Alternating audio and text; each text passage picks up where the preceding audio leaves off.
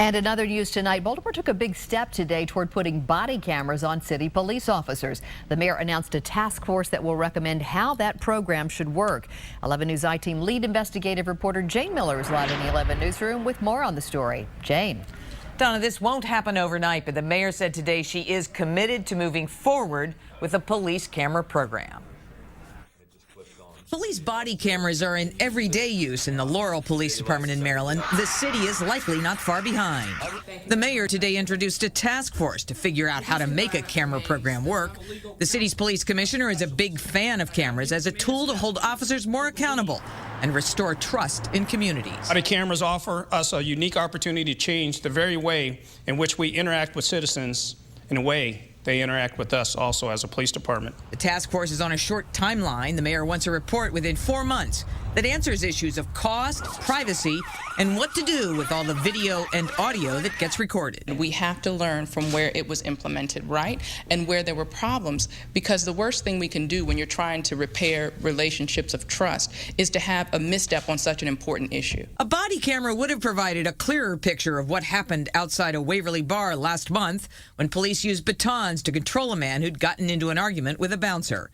It also would have provided a different perspective on the incident at a bus stop in which the city's own crime camera caught an officer beating a suspect.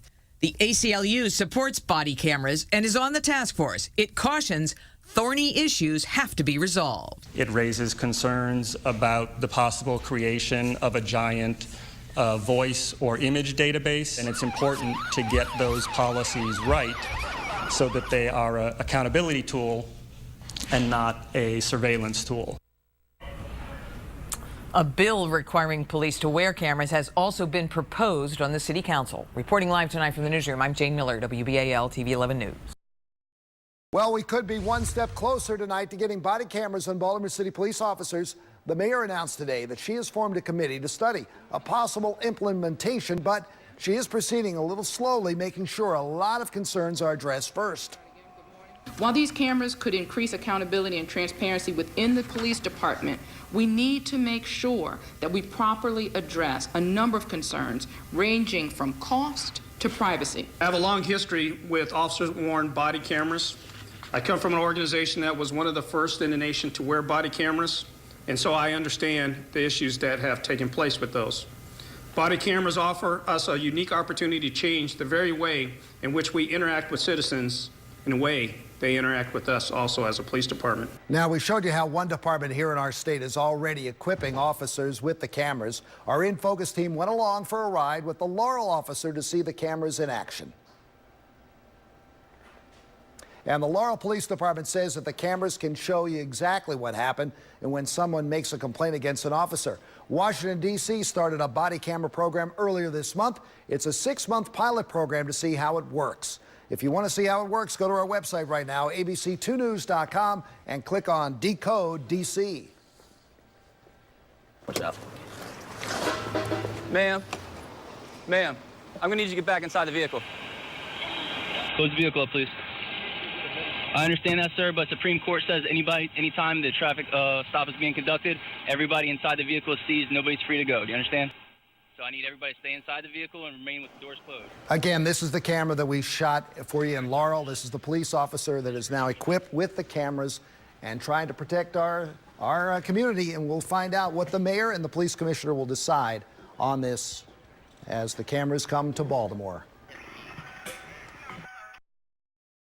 Allegations of misconduct continue to plague the Baltimore City Police Department. Now, city leaders are taking steps to restore public trust. WJC is live. Megan McCorkle explains plans to have all officers wear body cameras is moving forward. Megan? Well, Vic, today the mayor introduced a group of city and community leaders tasked with looking into all of the issues surrounding police body cameras. A shocking video shows a Baltimore City police officer striking a man again and again. It's just one example of excessive force complaints that have plagued the department for years. It is with heavy heart when we see these despicable acts of a few bad actors that continue to tarnish the uniform. A recent Baltimore Sun investigation reveals more than 100 people have won settlements against the department, costing the city more than $11.5 million. Now the city is moving forward with a plan to to increase transparency using police body cameras. Body cameras offer us a unique opportunity to change the very way in which we interact with citizens in a way they interact with us also as a police department. Now the mayor's formed a task force to hammer out some of the regulations that could surround body cameras. Those issues include the cost, privacy concerns, storage of the video, and other policies. When police are recording us, it does raise significant privacy concerns. It raises concerns about the possible creation of a giant voice or image database. ACLU officials say there also needs to be specific guidelines for when those cameras must be turned on. When they're conducting a stop, when they're executing a warrant, when they're making a search. The task force will release its recommendations within the next 3 to 4 months. Several cities, including Washington, D.C. and Laurel, Maryland, have already launched their own police body camera programs. Reporting live, Megan McCorkle, WJZ Eyewitness News. Megan, thank you. The mayor's task force is comprised of church and community leaders as well as the police union and the ACLU. It appears as though Baltimore's getting one step closer now to outfitting its officers with body cameras. Janice Park live downtown and says the mayor hired a panel to research everything from the cost of the cameras to also issues of privacy. Obviously, an important issue, privacy. Janice. Hi, Jeff. Well, the police commissioner is pushing for body cameras. He says that he came from an organization that was one of the first in the nation to use body cameras, and he really feels like this could be an important step to repair the relationship between the police and citizens. Police still being look, he ain't doing nothing. The incidents aren't pretty.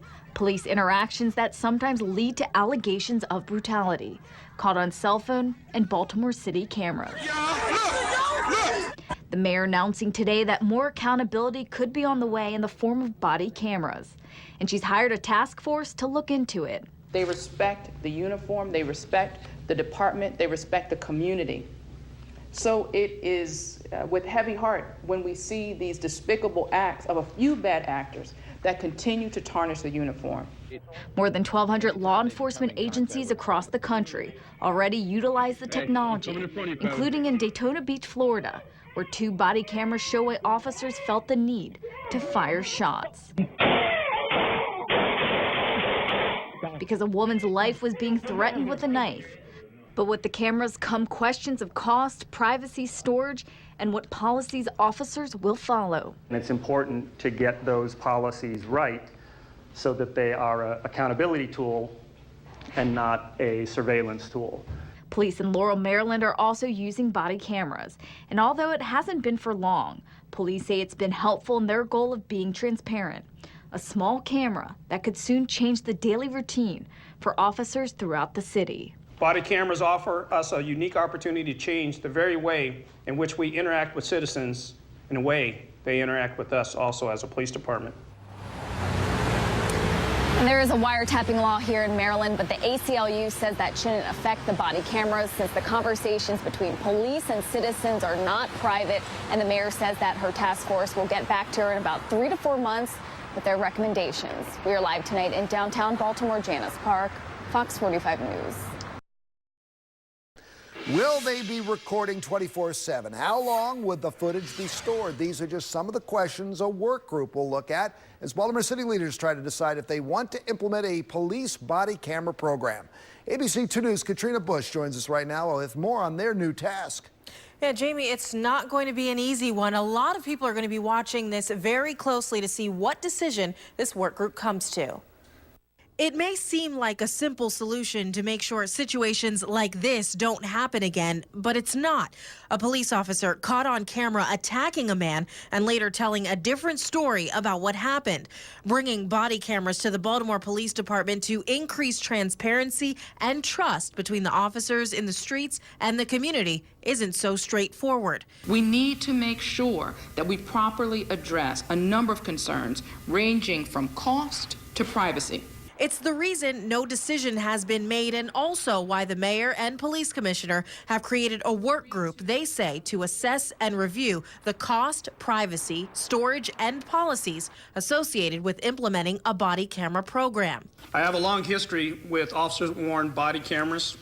I come from an organization that was one of the first in the nation to wear body cameras, and so I understand the issues that have taken place with those. The group is comprised of 16 members, ranging from members of the police department and council members to community leaders and attorneys. It'll help the group cover all angles of the potential program, including technological and legal concerns. There has to be a policy in place that is strictly and severely enforced, that the recordings always be on every time police officers are exercising their police powers.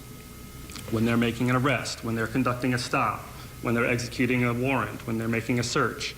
Those are the incidents that need to be recorded. So now the group gets to work, not only using their individual expertise and experience, but also taking notes from other jurisdictions that have already made the move. We have to learn from where it was implemented right and where there were problems, because the worst thing we can do when you're trying to repair relationships of trust is to have a misstep on such an important issue.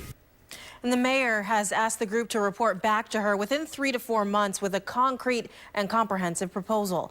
Katrina Bush, ABC 2 News.